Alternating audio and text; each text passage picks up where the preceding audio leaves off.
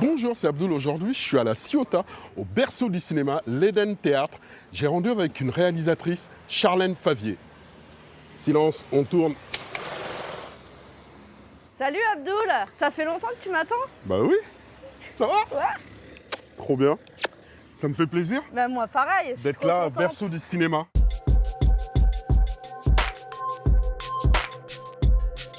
Alors Charlène, Ouais. toi t'es réalisatrice Ouais. de cinéma, t'es une mordue de cinéma. Ouais. Comment t'es venue cette passion pour le cinéma? Ouh là là, alors ça c'est une question, tu sais moi j'ai pas un parcours normé on va dire. Je suis un peu marginale depuis que je suis enfant, donc je suis pas vraiment passée par le passage classique. En fait je suis partie en Australie à 18 ans avec mon sac à dos et je me suis retrouvée dans une communauté hippie à Byron Bay.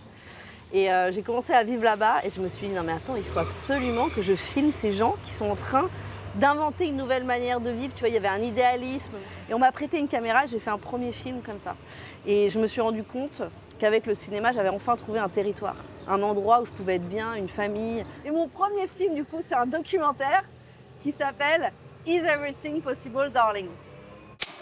T'as tourné un film qui s'intitule Slalom. Bon là, c'est pas ici, on fait pas de ski, mais peut-être du jet ski. Alors comment t'es venu à l'idée de choisir notamment Jérémy Régnier? Pour moi, c'est un des meilleurs acteurs. Alors, j'allais dire français, il est belge, mais il est presque franco-belge.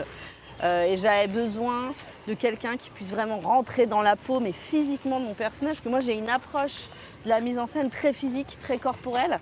Et sur Slalom, c'était un rôle difficile. C'est l'histoire d'un entraîneur qui rentre ski. de ski, ouais, qui rentre dans une relation abusive avec son élève qui a 14 ans, qui est joué par Noé Habitat, qui est aussi extraordinaire dans le film. Absolument. Et on s'est posé plein de questions pour humaniser aussi ce personnage. Et c'était risqué. Je veux dire, c'est pas simple de jouer ce genre de personnage-là. Il a dit oui tout de suite. Voilà, ça l'intéresse, lui. La complexité humaine l'intéresse vachement. Alors tu parlais de corps tout à l'heure, parce que ton dernier film qui s'intitule Oksana, justement, nous sommes en Ukraine en 2008, c'est ça, hein, et Oksana, justement, est une fémène.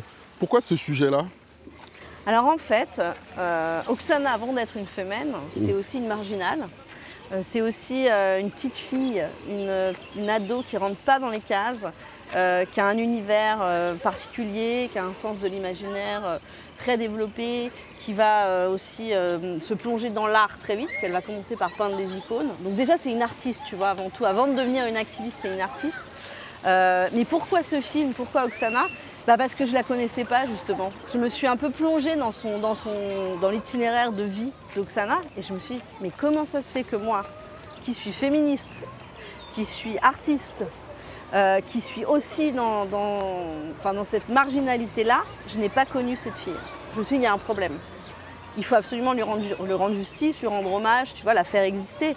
Et après, bon, c'était la boîte de Pandore parce que quand j'ai commencé j'ai fait quand même 2 ans de recherche pour écrire ce film, mais j'ai été happée, j'ai appris plein de choses, j'ai grandi en faisant ce film, parce qu'en fait, je connaissais pas grand-chose aux femelles, moi. Je suis pas du tout une spécialiste, tu vois, des femelles à la base.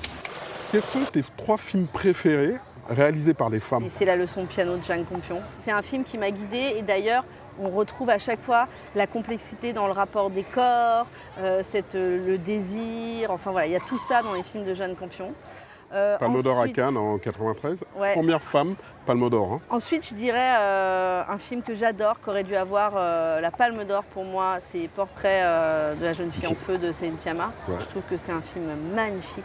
Pourquoi? Parce qu'il y a Noémie Merlan aussi, c'est ça? Et Adèle Haenel? J'ai découvert Noémie dans ce film que je trouve extraordinaire. Mais bon, Céline Sciamma, bien sûr. elle a une densité dans ce film. Ce film est hyper abouti, quoi. Il y a un film aussi que j'adore, que personne n'a vu, qui s'appelle Somersault. Alors, parce que je crois qu'il est... Je ne sais même pas s'il est sorti en France. C'est Saupérieux. Et c'est un film de Kate Shortland. C'est un film d'une réalisatrice australienne que j'adore. Et ton prochain film, tu peux nous donner un scoop? Alors attendez les gars, attention parce qu'on ne sait jamais si un film va se faire ou pas. Oui. Mais là, je bosse comme une folle sur un projet qui est un polar, thriller, féministe, queer dans le monde du surf. En gros, c'est Point Break meet Hit meet Thelma et Louise. C'est Scott, Ridley ouais. Scott, Michael Mann et Kathleen Bigelow. Ouais, que des réals que j'adore. Et par contre, juste une petite parenthèse, parce qu'en off, Charlène nous a proposé de venir voir son prochain film en tournage. C'est génial, ça sera au Pays Basque. Et bah c'est justement le fameux thriller où il y a du gun, du surf, des explosions et des badass. C'était Abdoul fait son cinéma avec Charlène Favier. Et clap de fin, merci les gars.